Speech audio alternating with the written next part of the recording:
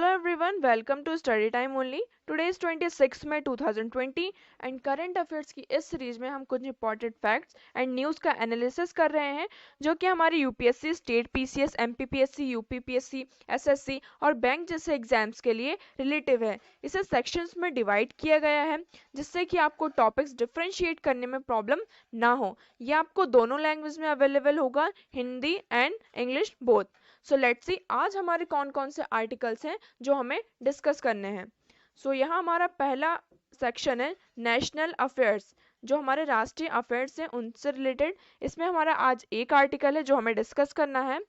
जो हमारे union environment minister हैं प्रकाश जावड़ेकर जी, उन्होंने कुछ 5 की इनिशिएटिव्स लिए हैं टू कंजर्व बायोडाइवर्सिटी। बायोडाइवर्सिटी को कंजर्व करने के लिए 5 की इनिशिएटिव्स लिए हैं। कौन कौन से वो इनिशिएटिव्स हैं वो हम आगे देखते हैं। Article is Prakash Javadekar launch 5 की इनिशिएटिव्स। जो प्रकाश जावड़ेकर जी हैं उन्होंने 5 की इनिशिएटिव्स लिए हैं टू कंजर्व बायोडाइवर्सिटी, बायोडाइवर्सिटी को कंजर्व करने के लिए। During IDB virtual celebration, IDB का एक वर्चुअल सेलिब्रेशन हुआ था ऑन May 22, 2020। 22 मई को एक वर्चुअल सेलिब्रेशन हुआ था आईबीडी। उस दौरान उन्होंने क्या किए, 5 की इनिशिएटिव्स लिए हैं। तो हम मेन पॉइंट्स की तरफ मूव करते हैं।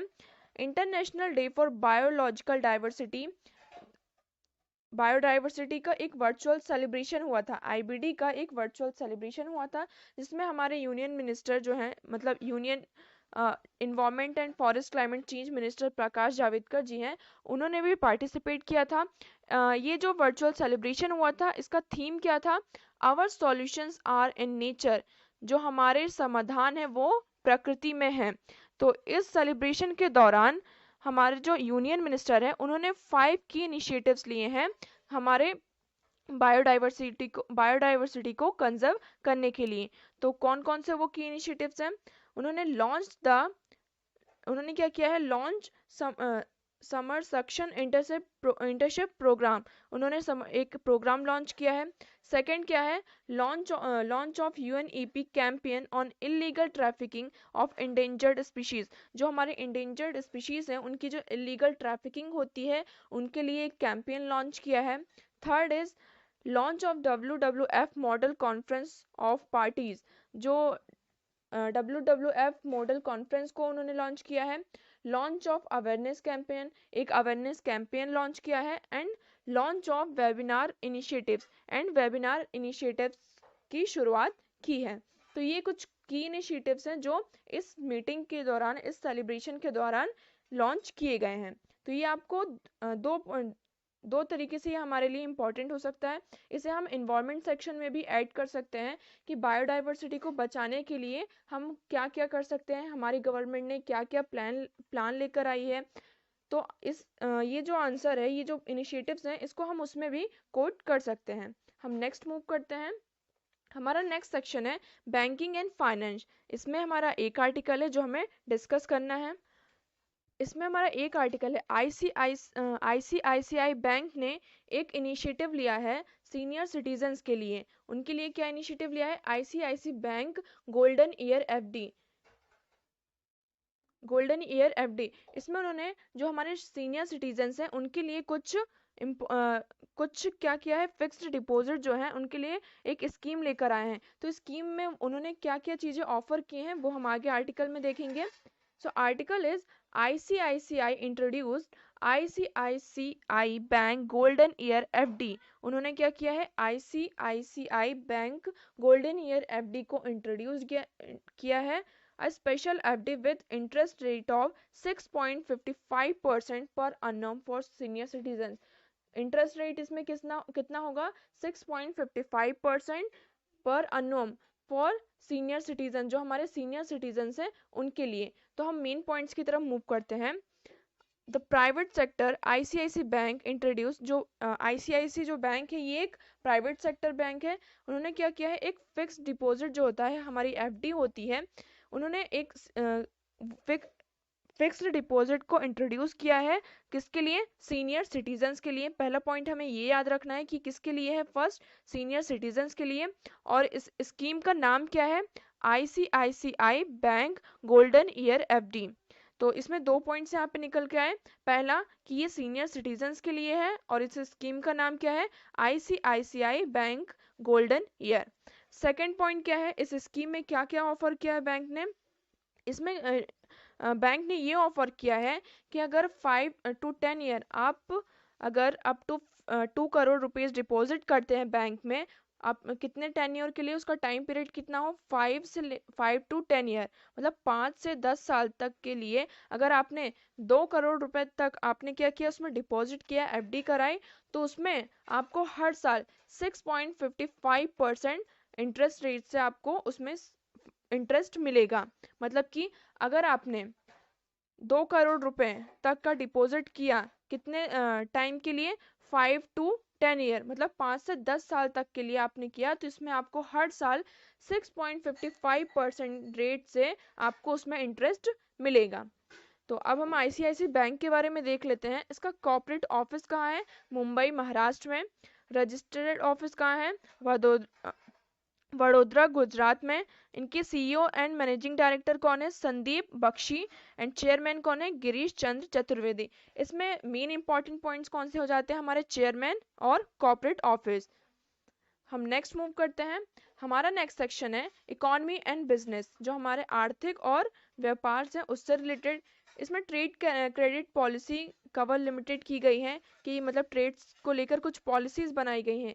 क्या क्या क्या पॉलिसी है, क्या निकल के आता है पॉइंट, हम आगे देखेंगे। So article is RDI IRDAI's working committee recommended. जो IRDAI है, the insurance regulatory and development authority of India, एक वर्किंग कमिटी है। उन्होंने क्या किया है, उन्होंने रिकमेंड किया है इनहेंसिंग ट्रेड क्रेडिट पॉलिसी, जो TCI है वो कवर करेगा 90% फ्रॉम 85%, मतलब जो 85% था अब वो 90% उसमें कवर करेंगे। हम मेन पॉइंट्स की तरफ मूव करते हैं। For micro and small enterprises, जो माइक्रो एंड MSEs हैं, उनके हाथ में क्या होता है कि कुछ ऐसे लॉसेस हो जाते हैं जो उनके कंट्रोल में नहीं होते हैं। तो ऐसे लॉसेस जो उनको लॉस होते हैं, उनको जो हानि होती है, उससे रिलीफ प्रोवाइड करने के लिए क्या करेंगे, जो हमारी insurance regulatory authority of India है, वो क्या करेगी, उन्हें 95% तक रिलीफ प्रोवाइड करेगी। मतलब कि जो MSME सेक्टर है उनमें कभी कभी ऐसे मतलब कि ऐसे लॉसेस होते हैं, ऐसी हानि होती है जो कि उनके कंट्रोल में नहीं होती है। तो इसलिए उनको रिलीफ प्रोवाइड करने के लिए क्या करेंगे, जो अथॉरिटी है वो क्या करेगी, 95% तक उनको रिलीफ प्रोवाइड करेगी। एक पॉइंट ये हुआ। नेक्स्ट पॉइंट इज जो हमारे लिए इंपॉर्टेंट है कि कमिटी ने क्या रिकमेंड किया है। नेक्स्ट रिकमेंडेशन ये दी है कि जो IIB है, इंश्योरेंस इंफॉर्मेशन ब्यूरो के साथ मिलकर क्या करेंगे, बायर डिफॉल्टर डेटाबेस एक तैयार करेंगे, जो क्या करेगा, जो डिफॉल्टर्स हैं उन पर नजर रखेगा, उनको टाइम टू टाइम चेक करते रहेंगे। किसके साथ मिलकर, इंश्योरेंस इंफॉर्मेशन ब्यूरो के साथ मिलकर क्या करेंगे, एक डेटाबेस क्रिएट करेंगे, बायर डिफॉल्टर डेटाबेस, जो क्या करेगा, जो हमारे डिफॉल्टर्स हैं उन पर नज़र रखेंगे, उनको टाइम टू टाइम चेक करते रहेंगे, जिससे कि जो हमारा इन्वायरमेंट है वो, जो हमारे मतलब सप्लायर्स हैं और लेंडर्स हैं, उन वो डिफॉल्टिंग से बच सके, जो डिफॉल्टर्स हैं उन्हें ज़्यादा हानि ना पहुंचा सके। नेक्स्ट पॉइंट है, ये रिकमेंडेशन का एम क्या है, इससे क्या होगा, इससे ये होगा कि जो हमारा ओवरऑल जो हमारा पूरा बिजनेस है वो इम्प्रूव होगा, और जो हमारे सप्लायर्स और लेंडर्स हैं वो क्या करेंगे, वो जो डिफॉल्टर्स हैं उनसे वो उनको प्रोटेक्ट कर सकेंगे, जिससे कि जो हमारा इन्वायरमेंट है बिजनेस का वो इम्प्रूव हो सके। हम इस अथॉरिटी के बारे में जान लेते हैं थोड़ा सा। इसका हेडक्वार्टर कहाँ है, हैदराबाद तेलंगाना में। और इनके चेयरमैन कौन है, डॉक्टर सुभाष चंद्र खुंटिया। तो इसमें हम हमारा हेडक्वार्टर और चेयरमैन ये इंपॉर्टेंट हो जाता है। नेक्स्ट मूव करते हैं। हमारा नेक्स्ट सेक्शन है साइंस एंड टेक्नोलॉजी। इसमें हमारे 2 आर्टिकल्स है जो हमें डिस्कस करने हैं। फर्स्ट है जो हमारा ये उमंग वेदर सर्विस लेकर आ गए हैं। क्या है ये उमंग वेदर सर्विस, हम आगे आर्टिकल में देखेंगे। और electrochemical sensing platform for detecting carcinogenic and mutagenic compounds in food. Food में जो कार्सिनोजेनिक्स और म्यूटोजेनिक कंपाउंड्स होते हैं, इनको डिटेक्ट करने के लिए जो institute of advance study in science and technology Guwahati की जो ये इंस्टीट्यूट है, ये कुछ इनिशिएटिव्स लेकर आई है। उन्होंने कुछ डेवलप डिटेक्ट करने के लिए फूड कंपाउंड्स में कुछ प्लेटफॉर्म तैयार किए हैं, तो वो हम देखेंगे कि क्या क्या है वो। तो हम आर्टिकल की तरफ मूव करते हैं। तो हमारा फर्स्ट आर्टिकल है, मेटी launch 7 weather service of IMD in Umang app. ये एक उमंग ऐप है, इसमें उन्होंने क्या किया है, वेदर सर्विस को 7 वेदर सर्विस लॉन्च की हैं। सो हम मेन पॉइंट्स की तरफ मूव करते हैं। इसमें हमारा मेन पॉइंट ये है, द IMD सर्विस होस्ट की गई है किस उमंग ऐप में। एक उमंग ऐप है जिसमें IMD सर्विस को लॉन्च किया गया है, जो किस सर्विस को मतलब होस्ट किया गया है। इसका इनोग्रेशन किसके द्वारा किया गया है, the secretariat ministry of earth and science, जो हमारे डॉक्टर डॉक्टर माधव नायर राजीवन जी हैं, इनके द्वारा ये इनोग्रेट किया गया है। इसमें कौन कौन सी 7 सर्विसेज हैं जो हमें प्रोवाइड की जाएंगी, तो वो 7 सर्विस हैं, current weather, nowcast, city forecast, rainfall information, tourism forecast, warnings and cyclone. ये जो 7 सर्विस है, इनके बारे में इस उमंग ऐप में सारी इंफॉर्मेशन प्रोवाइड की जाएगी। तो आपको ये 7 सर्विसेज के बारे में याद रखना है कि ये जो 7 सर्विस है, कौन कौन सी 7 सर्विस है जो हमें उमंग ऐप पर उमंग जो ऐप है उस पर प्रोवाइड की जाएंगी। ये जो उमंग ऐप है, unified mobile application for new age governance, ये 2017 में लॉन्च किया गया था। इस ऐप का एम ये था कि जो सिटीजन्स हैं, जो गवर्नमेंट है, वो एक्सेसिबल हो। कहाँ, सिटीजन्स के फ़ोन में, जो हम सिटीजन्स हैं उनके फ़ोन में गवर्नमेंट एक्सेसिबल हो, उनको सारी इन्फॉर्मेशन गवर्नमेंट की जो IMD सर्विस है उससे सारी इन्फॉर्मेशन फोरकास्टिंग की अदर जो रिलेटेड चीज़ें हैं उनको क्या हो, एक्सेस हो, जो सिटीजन्स है उस चीज़ को एक्सेस कर सकें। तो इसमें आपको मेन पॉइंट ये याद रखना है कि कौन कौन सी जो 7 सर्विसेज हैं वो इसमें इस उमंग ऐप में प्रोवाइड की गई हैं। हम ministry of earth and science के बारे में जान लेते हैं। इसके यूनियन मिनिस्टर कौन है, डॉक्टर हर्षवर्धन। और IMD is the agency of ministry of earth and science. जो IMD है वो किस, जो ये एजेंसी है वो किस मिनिस्ट्री के अंदर आती है, ministry of earth and science. ये इंपॉर्टेंट पॉइंट हो जाता है कि जो IMD है, इंडियन मेट्रोलॉजिकल डिपार्टमेंट, ये किस मिनिस्ट्री के अंदर आता है, ministry of earth and science. हम नेक्स्ट मूव करते हैं। हमारा नेक्स्ट आर्टिकल है, electrochemical sensing platform developed to detect carcinogenic and mutagenic compounds in food.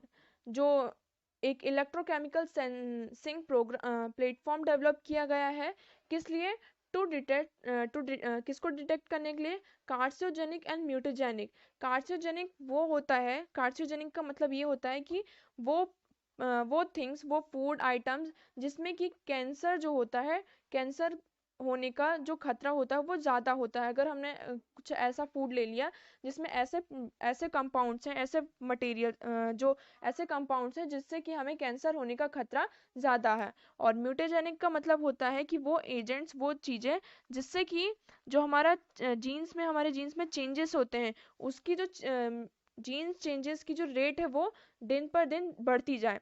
तो जो ऐसे कंपाउंड्स फूड में पाए जाते हैं, तो उनको डिटेक्ट करने के लिए एक इलेक्ट्रोकेमिकल सेंसिंग प्लेटफॉर्म डेवलप किया गया है। तो हम मेन पॉइंट्स की तरफ मूव करते हैं। तो इसमें हमारा मेन पॉइंट ये है, the institute of advance study in science and technology IASST, उन्होंने क्या किया है, उन्होंने डेवलप किया है इलेक्ट्रोकेमिकल सेंसिंग प्लेटफॉर्म। एक प्लेटफॉर्म डेवलप किया है जो क्या करेगा, जो फूड में हमारे कैंसरोजेनिक एंड म्यूटेजेनिक कंपाउंड्स जैसे कि N nitrosodi methyl amine NDMA and N nitrosodi ethanol amine, ये जो कंपाउंड्स होते हैं ये फूड में पाए जाते हैं, जिससे कि कैंसर और जो म्यूटेशन होता है उसकी रेट जो है वो बढ़ जाती है। तो इसको डिटेक्ट करने के लिए उन्होंने क्या किया है, एक इलेक्ट्रोकेमिकल सेंसिंग प्लेटफॉर्म को डिटेक्ट किया है। अब ये डेवलपमेंट कैसे हुआ है, ये इस डेवलपमेंट को जो साइंटिस्ट हैं उन्होंने कैसे अचीव किया है। जो हमारा DNA होता है, डीएनए में एक डीएनए में कार्बन नैनो मटेरियल पाया जाता है, कार्बन डॉट्स होते हैं नैनो में, उसको उन्होंने क्या किया, उसे इमोबिलाइज किया, उसे पहले रोका, ठीक है, और उसके बाद उसमें क्या किया, जो हमारा कार्बन डॉट्स था उसमें जो इलेक्ट्रोड्स थे उसे मॉडिफाइड किया, जब उसे मॉडिफाइड किया इस तरीके से उन्होंने क्या किया, इस जो इन्होंने ये प्लेटफॉर्म डेवलप, इलेक्ट्रोकेमिकल जो प्लेटफॉर्म डेवलप किया है उसे डिटेस्ट किया। मतलब कि जो हमारा डीएनए है, डीएनए में होता है क्या, नैनो मटेरियल्स, मतलब कि कार्बन डॉट्स होते हैं।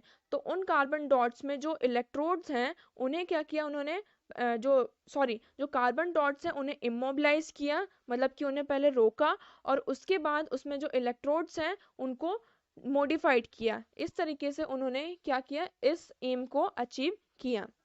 तो हम इस इंस्टीट्यूट के बारे में जान लेते हैं, the institute of advance study in science and technology. इसका हेडक्वार्टर कहाँ है, गुवाहाटी असम में, और इनके डायरेक्टर कौन है, एनसी तालुकदार। तो इसका हेडक्वार्टर जो हमारे लिए वो इम्पॉर्टेंट हो जाता है। ये एक असम की इंस्टीट्यूट है। हम नेक्स्ट मूव करते हैं। हमारा नेक्स्ट सेक्शन है अवार्ड एंड रिकॉग्नाइजेशन। इसमें हमारे 2 आर्टिकल्स हैं जो हमें डिस्कस करने हैं। फर्स्ट है यूएन ने kudos for LGBT initiative in Manipur. Manipur में क्या इनिशिएटिव्स हैं, क्या एलजीबीटीज को लेकर जो इनिशिएटिव्स लिए हैं उसको यूएन ने क्या किया, रिकॉग्नाइज किया है। तो कौन कौन से मेन पॉइंट्स हैं जो हमारे एग्जाम्स के लिए इंपॉर्टेंट हैं, हम वो डिस्कस करेंगे। सेकंड आर्टिकल है जो world highest paid female athlete, जो नामोनी ऑस्का है, ये अब कौन है, वर्ल्ड की सबसे हाईएस्ट पेड एथलीट है। इन्होंने किसको पीछे छोड़ा वो हम देखेंगे। तो हम आर्टिकल की तरफ मूव करते हैं। So first article is UN declared Khudol initiative of Manipur as one of the top 10 global initiative to fight against कोविड-19।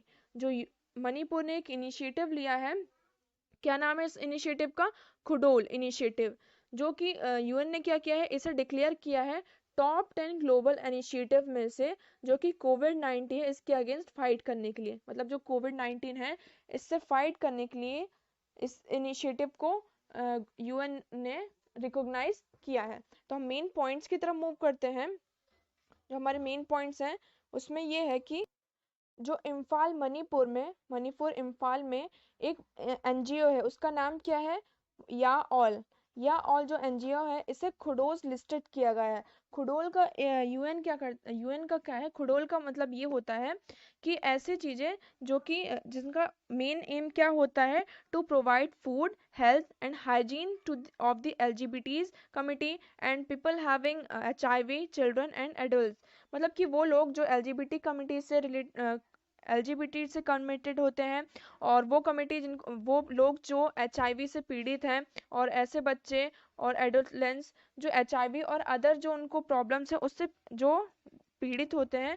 तो खुडोल का एम क्या होता है, उन लोगों को क्या करना, फूड हाइजीनिक और हेल्थ की सारी फैसिलिटीज उन्हें प्रोवाइड करना। तो मणिपुर का एक एनजीओ है या ऑल, तो इसे क्या किया गया है, यूएन ने खुडोल में लिस्ट किया है, जो कि कोविड-19 पेंडेमिक है इससे फाइट करने में बहुत ही अच्छा इंक्लूसिव रोल प्ले कर रहा है ये एनजीओ। तो हम अब यूएन के बारे में जान लेते हैं। यूएन का हेडक्वार्टर कहाँ है, न्यूयॉर्क में, यूनाइटेड स्टेट। इसके सेक्रेटरी जनरल कौन है, एंटोनियो। मणिपुर के बारे में देख लेते हैं। मणिपुर का कैपिटल है इम्फाल, गवर्नर है यहाँ के नजमा हेपतुल्ला, और चीफ मिनिस्टर हैं एन बीरेन सिंह। हम नेक्स्ट मूव करते हैं। हमारा नेक्स्ट आर्टिकल है Forbes. Tennis tennis star tennis star Naomi Osaka become world's highest paid female athlete. जो नाओमी है वो अब क्या हो गई है, वर्ल्ड की सबसे हाईएस्ट पेड फीमेल एथलीट है। यहाँ पे क्या याद रखना हमें, फीमेल एथलीट। हम मेन पॉइंट्स की तरफ मूव करते हैं। इसमें हमारा मेन पॉइंट ये है कि जो वुमेन्स टेनिस एसोसिएशन है WTA, उन्होंने क्या किया है, ऑस्का को फर्स्ट रैंक दी है, फर्स्ट रैंक दी है किस लिए, टू मतलब कि हाईएस्ट पेड फीमेल एथलीट के लिए। जो हमारी नेमोना ऑस्का है उन्होंने अमेरिकन ग्रेट सेरेन विलियम्स को पीछे छोड़ते हुए अब फर्स्ट पोजीशन ले ली है, किस लिए, to highest paid female athlete में। उन्होंने किसको पीछे छोड़ा, सेरेना विलियम्स को, जो एक टेनिस प्लेयर थी, उनको पीछे छोड़ते हुए अब उनको पीछे छोड़ते हुए उन्होंने क्या किया, फर्स्ट पोजीशन पर अब वो आ गई हैं। तो वो अब सबसे ज़्यादा पेड फीमेल एथलीट है इन द वर्ल्ड। और ये जो रैंक है ये किसके द्वारा प्रोवाइड की गई है, विमेंस टेनिस एसोसिएशन जो WTA है उसके द्वारा ये जो लिस्ट है वो रिलीज की गई है। हम फॉबीज के बारे में देख लेते हैं। इसका हेडक्वार्टर कहाँ है फॉबीज का? Jersey City, New Jersey, United State में। और इनके सीईओ कौन है? Mike Federle. हम नेक्स्ट मूव करते हैं। हमारा नेक्स्ट सेक्शन है स्टेट न्यूज़, जो मतलब हमारे राज्य समाचार हैं। तो इसमें हमारा एक आर्टिकल है जो हमें डिस्कस करना है। तो हम आर्टिकल की तरफ मूव करते हैं। Article is Andhra Pradesh CM Jagan Mohan Reddy launches 1110 crore restart to revive MSME sector. MSME sector को रिवाइव करने के लिए जो सीएम है आंध्र प्रदेश के, उन्होंने क्या किया है? 1110 करोड़ का इनिशिएटिव लिया है। हम मेन पॉइंट्स की तरफ मूव करते हैं। तो इसमें हमारा मेन पॉइंट ये है, 22 मई 2020 को जो आंध्र प्रदेश के सीएम है, उन्होंने क्या लॉन्च किया है? 1110 करोड़ रुपए का रीस्टार्ट पैकेज लॉन्च किया है।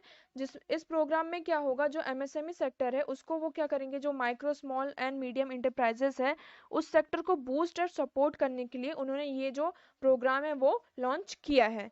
क्या मेन पॉइंट इसमें कि जो एमएसएमई सेक्टर है उसको बूस्ट करने के लिए, उसको सपोर्ट प्रोवाइड करने के लिए आंध्र प्रदेश की गवर्नमेंट ने 1110 करोड़ रुपए का रीस्टार्ट प्रोग्राम लॉन्च किया है।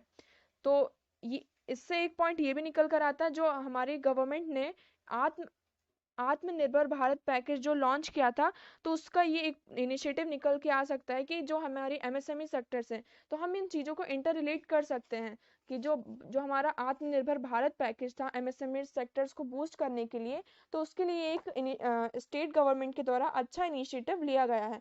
तो हम इसे अपने आंसर में कोट कर सकते हैं कि जो हमारे अदर स्टेट्स हैं वो भी इस तरीके से कुछ इनिशिएटिव्स ले सकते हैं जिससे कि जो हमारे एमएसएमई सेक्टर से वो बूस्ट हो। हम आंध्र प्रदेश के बारे में जान लेते हैं। इसका कैपिटल क्या है? अमरवती। इनके राज्यपाल कौन है, मतलब गवर्नर? विश्वभूषण हरिचंद्र। हम सिडबी के बारे में देखते हैं। SIDBI is small industrial development bank of India. इसका हेडक्वार्टर लखनऊ एंड उत्तर प्रदेश में है। ये उत्तर प्रदेश में है।